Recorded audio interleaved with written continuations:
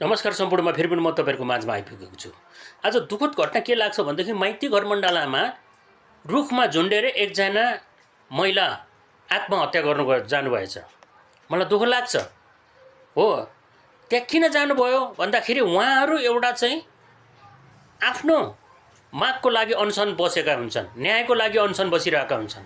त्यहाँनेरि एमालेका झोलेहरू एउटा त जन्म महिनौदेखि त्यहाँनेरि कराइरहेको देख्छु। त्यो मिडियाहरुमा कराइरहेको देख्छु। खाली यो बालेन सरकार राजीनामा दे, कुत्ता या त्यहाँ गन्जडी भनेर कराइरहेको देख्छु। यी कुत्ताहरूले गर्दा ती महिलालाई मर्न बाध्य बनाएका छन्, विवश बनाएका छन्।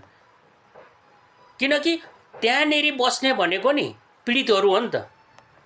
त्यसको बाउको त्यो एमालेको त्यो चाहिँ के को पीडित हो र? जहिले पनि एमालेको गुनगुनाएको छ। अनि यो सरकार चोर चुतिया गन्जडी भनेछ हिँडे कारण के छ? के छ प्रमाण उसँग? भोलि त्यहाँ तलमाथि ती महिलाहरू कोही पनि भयो भने नि एमालेको पत्ता साफ त त्यसै पनि भइसकेको छ। त्यो कराइराख्ने छ नि एउटा व्यक्ति जहिले मिडियामा हिँडेर, त्यसलाई जनताले छाड्दैन।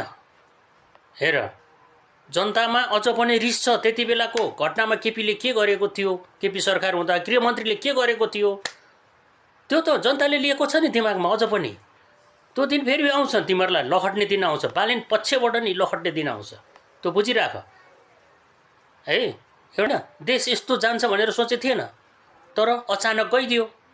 कारण के त? तिनीहरूको एकदम दादागिरी र गुण्डागर्दीले गर्दा गएको हो नि त देश। बच्चालाई थाहा छ दुई दमको सरकारले के गरेको थियो, के गर्दाखेरि चाहिँ यो आन्दोलन भयो भदौ 23-24 गते भनेर बच्चालाई थाहा छ।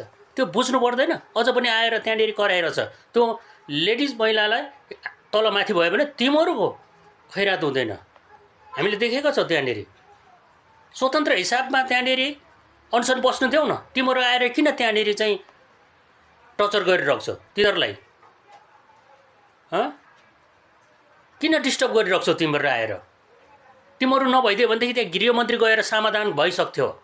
तिमीहरू भएको हुनाले त्यहाँनेरि नगएको हो गृहमन्त्री। तिमीहरूलाई त्यति पनि थाहा छैन? लाज शरम छैन।